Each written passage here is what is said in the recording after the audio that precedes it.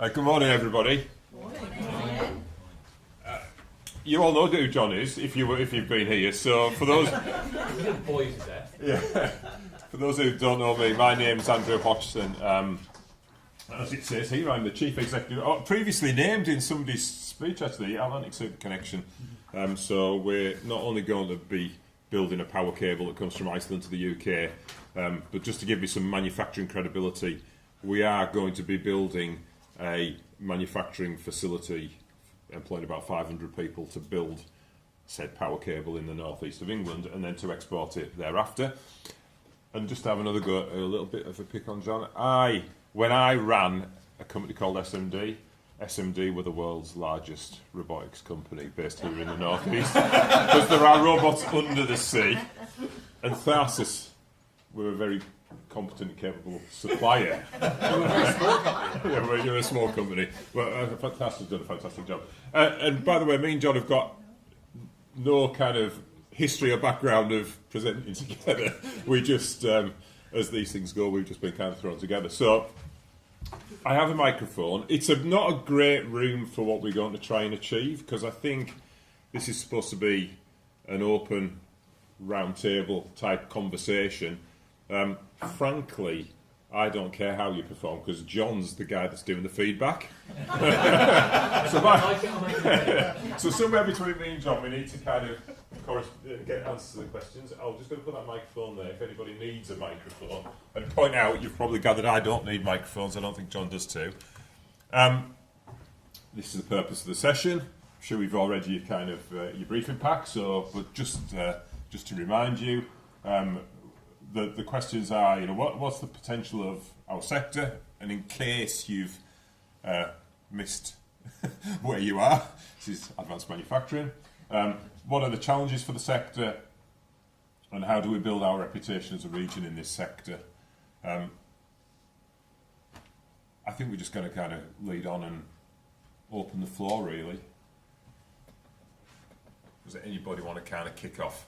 I'm going to start with Alistair. So the output from this is going to be some commentary and feedback from the group. So really, this is your opportunity to say the answer to 3 questions. I believe we have till 12 o'clock.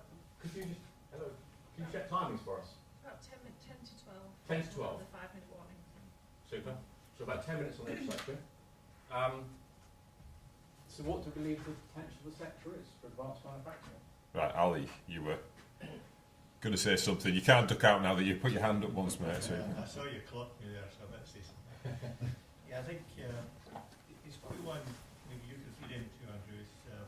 I've been involved in a new group of companies, so we've acquired 8 companies and we've got a small group of companies. Sorry, can everybody out hear Alistair, by the way, from there? Yeah, perfect.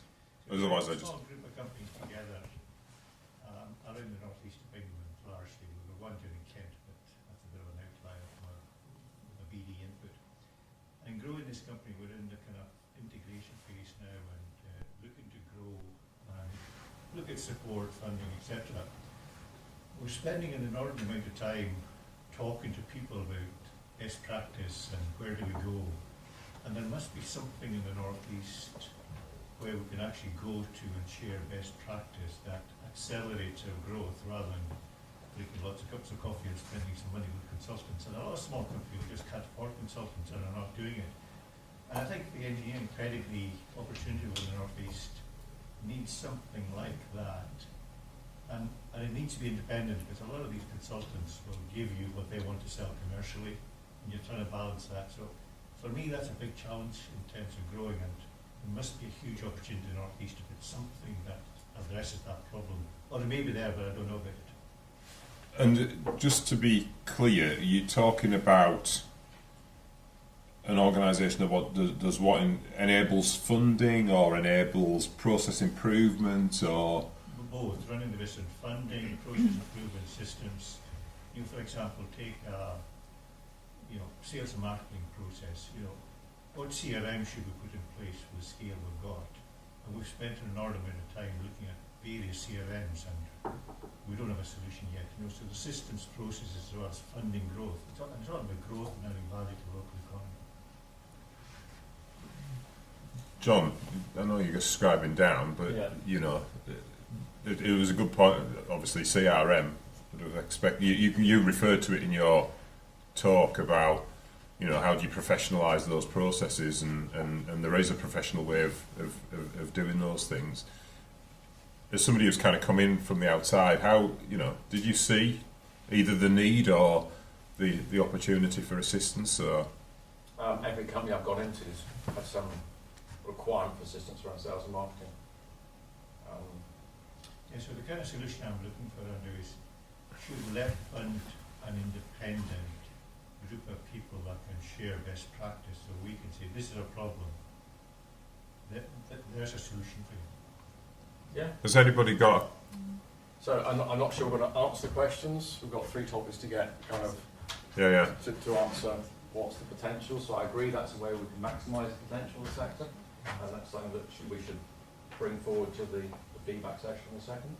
Yeah, it's good. That's Yeah, good. somebody raised the point earlier, it's about talking with one voice. Yeah. Who's picking up on that theme. I think it was yourself actually said, you know, one voice for the North East is much more powerful. Yeah, and I include Teesside. And somebody else, before I go, pick on somebody, I'm careful. In response to the first question, I think the potential is huge. Why? And because everything is made somewhere, somehow, so that is a positive in many ways. And I think there are limited parts of the country where this is made, so a good opportunity for us. But I think to counter that, and part of the discussion I was having earlier on before we actually came in, people think that we don't do any manufacture in this country. There's a perception issue here that manufacturing is done somewhere else and then Did you brought know in here. 44% of our exports are manufacturing? Yeah, we do. This part of the Yeah, country and financial South services Wales like have that, a right. huge manufacturing sector. So again, that's an opportunity for us in the region. But I think we've got to somehow help people to understand that everything we use is made somewhere, somehow, and there are opportunities to do more of that here in this country and in the North East. So what do you think those key sectors are? I'm keen on automation and robots. I see the potential, I get it, yeah, it's a new market, it's genuinely stuff that hasn't happened before. Yeah. Well, one of the things that we're talking about, I work for the South Tees Development Corporation, the biggest regeneration opportunity in the UK, potential for our region. And people are coming to talk to us about offshores and renewable sectors. Robotics is obviously a part of that because it will be part of the supply chain potentially for that. We've got people talking to us about various aspects of the circular economy, waste products becoming something else that we will need to use and will value as part of our economy going forward, making us more green. So those are 2 key areas where I can see some opportunities for us here in the North East. But say we also need to change perceptions, because some of the funders out there don't think manufacturing is something that's valuable and can be done in this country. I agree. I think that private equity takes a dim view of manufacturing. Is really keen to invest in me as several IT businesses because it's Sexy. exciting. Yes, that's why I'm trying different words. Well, we've used it this morning. Let's carry Well, on. about plates, yes. I know. Yeah. But yes, I think there is a perception issue there. I've got to say, by the way, not wanting to be controversial, but I disagree with that. I mean, my office is nice, and I know I'm a little bit biased because my office sits nicely in the centre of the City of London now, and isn't on the banks of the time when I was running an operational business. And the world's awash with cash. It's just not awash with people being able to communicate absolutely crystal clear what the value opportunity is. And you know, and I think that, you know, when we talk about the sector, you know, I think one of the things, if I asked, and I think it's getting better, but if I said to an audience, well, describe advanced manufacturing, what is it? They'd struggle, you know, and I think culturally, the cultural perception of what manufacturing is here in the North East is not what I would describe as advanced manufacturing. You know, I think Tharsus are a fantastic example of advanced manufacturing. Like I would have said that SMD were, like I would say that people who are in the pharmaceutical, the advanced, you know, that is advanced manufacturing in terms of delivery of pharmaceutical products. But I don't think most people would actually be able to describe. If you describe manufacturing, I think people think, well, where's my steelworks and where's my ships? You know, because that's building stuff. You know. That's our history, and we're moving on from that. But obviously, it does take a big cultural change. Andrew, I think you're right. I think that leads to one of the challenges, really, because if you think of the older generation in the region having that more structured, heavy industry view of manufacturing, when we're talking to our young people about careers and opportunities for them, when they're being influenced by their parents are sadly say that, you know, dirty manufacturing is not right for you. So one of the challenges is influencing those influences in terms of that stream of talent and keeping people here and helping them understand there's a really great opportunity to work for businesses here in the North East that are world leading. I thought you were referring to me when you referred to the older generation, because usually that's the way you kind of lead to, Sarah, when you start with a full of working life. So, seriously, I was introduced as the ageing society to the Prime Minister about 3 weeks ago, which is kind of something. It is not the great thing. But I wanted to kind of come back to that because it actually comes back to that investment point. I met a very senior software investor from San Francisco about a year ago, and he told me that there were no great investments to be made in the world of software. He said it's all being done. We're awash with people with lots of ideas, and picking a winner is virtually impossible. He said what the smart thing to do is to actually make software work with hardware. He said, but we really, really struggle with that. And that's why I came from the world of robotics. I said, we're really good at hardware, and the biggest problem we have is getting the hardware guys to understand the world of software. And I actually think for me, you know, advanced manufacturing sits at that integration point. And so I would say one of the challenges we've got is when we have a session like this, we're sat looking at manufacturing, and digital are kind of sat somewhere else. You know, because the actual real value is in the interface of those things. You know, if you've got a highly skilled economy, you know, just doing the basic fundamental tasks which typically happen at the lower tiers in the supply chain, those things we will never be globally competitive at. Where you could... Sorry, Andrew, to interrupt. Some of these points were being made by Dominic, weren't they, from Animersion, when he was talking about working with industry and obviously them using that as their niche market, and clearly doing very well at it, and obviously trying to fill that gap that you've just identified.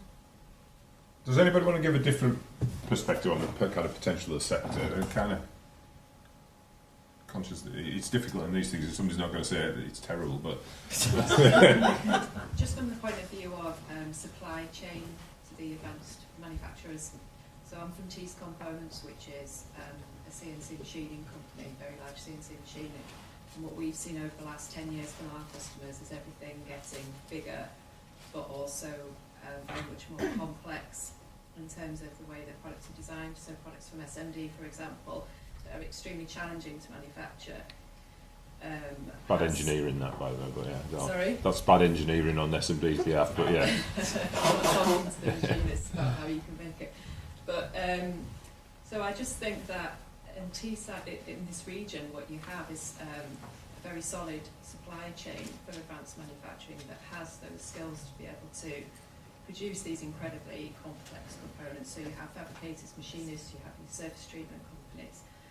So I think that whenever you get a big investment project in power generation or whatever it may be in this area, you've then also got that huge impact on all of us suppliers that are sitting there able to do this work, because you have a real high quality source of supply there that I don't think that you can replicate throughout the country. Which is partly the legacy from the industry that we have. I just think that the skills retention has been such that you have that ready supply there to fulfil the needs of those organisations.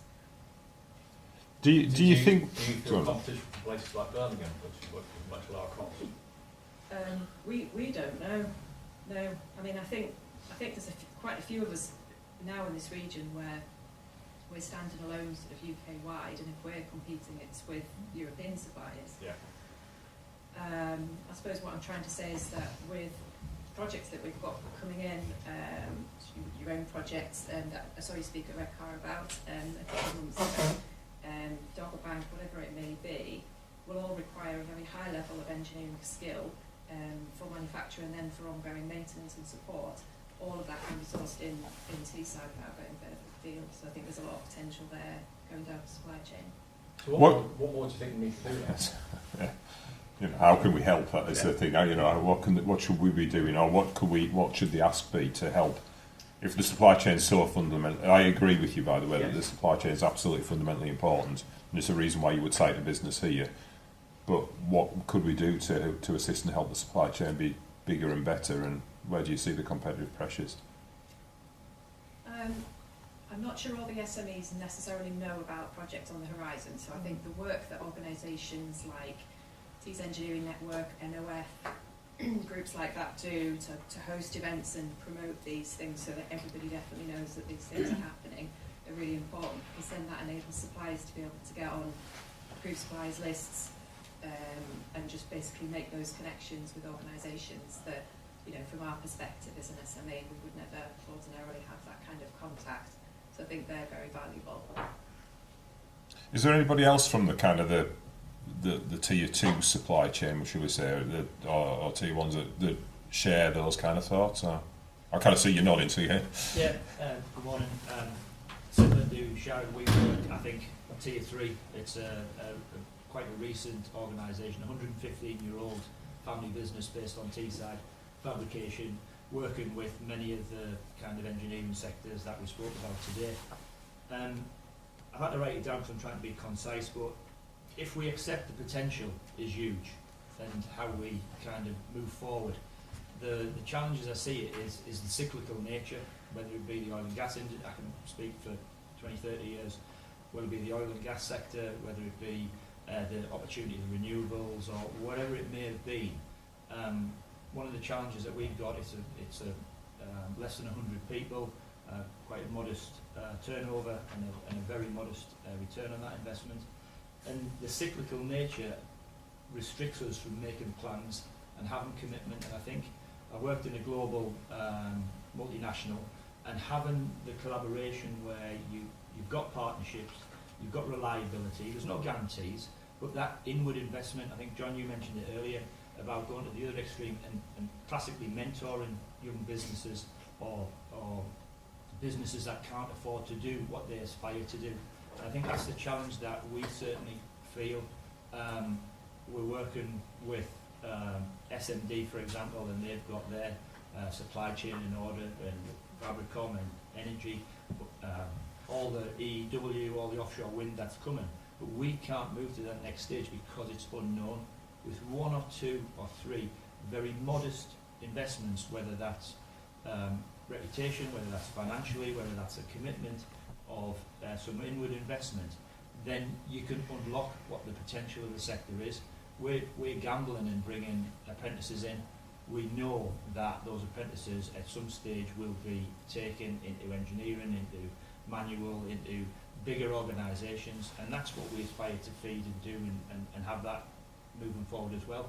But the threat is too big for us to move forward, and I think there has to be a different mindset from the tier 1 operators to make that inward commitment and put something hard and fact that there's no guarantees to, and have it in a controlled and contractual context. So if we take one aspect of that, which is the skills debate, and which is something we recognise, and as you may know, I chaired Subsea North East, and Ali will definitely remember the times of this. We used to sit around on what could have been seen as a bunch of competitors, and some people who weren't that kind of connected as well. I remember the first meetings I attended were all about how's business. Well, it's great, except for you've taken my 5 best guys, and it went around the room, and we found out that everybody had taken everybody's people, and we hadn't really solved the issue. And I guess through that we started to build the skills kind of supply chain that we thought we were going to do. I don't know if we did that successfully. I was looking like I can't remember that. You clearly weren't in that meeting. You were clearly too busy recruiting all my people. But I was at Belval's at the time, so we were kind of at the bottom end of that rung. And I've worked in the Far East and then come back to the region in the last 7 years.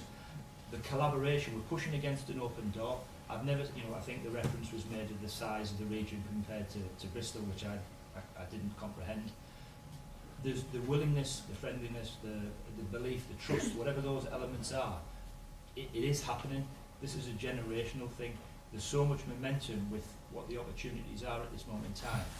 We just got to get ourselves aligned to maximise it, and rather, and I'm not qualified or experienced enough to know how we do that right at the top, but it's just such an exciting period for us to be in, and the legacy that we can create and leave.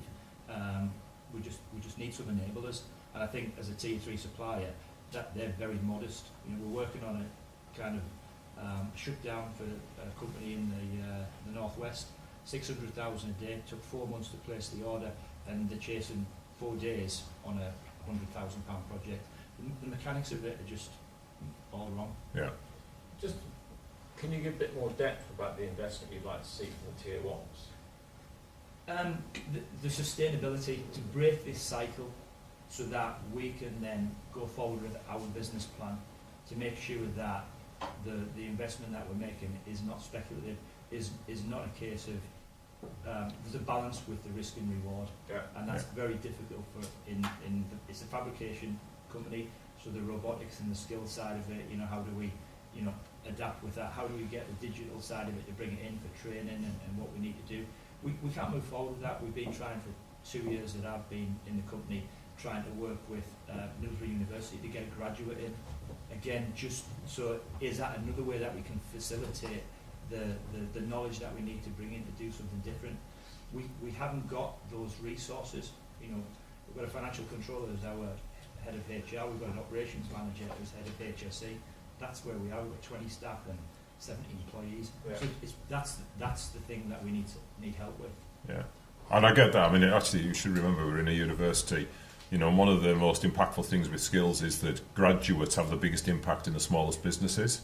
But how many graduates want to work in the small business sector? Yeah. When they either want to work in big businesses or go on their own. Go on, Alison. I think that's a good point, Andrew. When I came to the North East, there was that initiative where one of these passionate about whatever, passionate about engineering, passionate about manufacturing. I still think we're very conservative in terms of how we promote ourselves, and I think picking up on the digital media, I think some kind of initiative around promoting the region, telling everybody what we do, to engage graduates in staying in the region, to engage the influencers, to influence the kids who are going to go into engineering, manufacturing, whatever else we need. And I think a demonstration of what we actually can create and are creating in the North East is what's big for it. It's below the radar. Yeah. And some of the businesses I've acquired, they're just wild businesses, just lifestyle businesses. They're great people in them, great technology. They've reached a cap, but some investment with a bit of publicity around what they're actually creating in the North East. And there's some hidden gems there, so I think some kind of initiative. So this is kind of on this last point, isn't it, about reputation? So where do you think we should do that publicity? Because I have to give my bonnet about all of innovation in the UK. There's just stunning stuff going on out there. It's invisible to actually turn up at university class and go, "Oh, they invented that, yeah." So where should it be? I would love to see a national campaign, on ads on television, ads on social media that influence kids, that show that engineering isn't about metal mashing, it's about technology, innovation and creativity, and then take that down to a regional level. Yeah, I mean, I agree.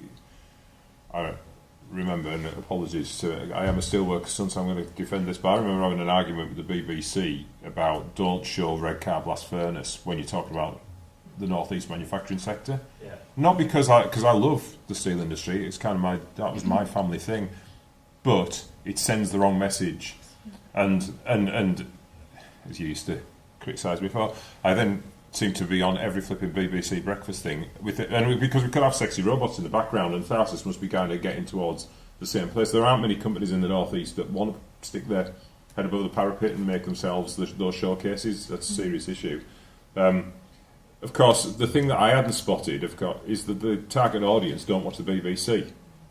You know, so I think I did a great job of getting the BBC persuaded to talk about all the fantastic things, and the BBC have been really, really supportive. I've got to say, with my left hat on, hugely supportive of getting that thing, but the target audience doesn't actually come through the BBC. So I think you make a very good point, Ali, that we need to have something that's more specific. So we get Steph Government to do a Facebook campaign then?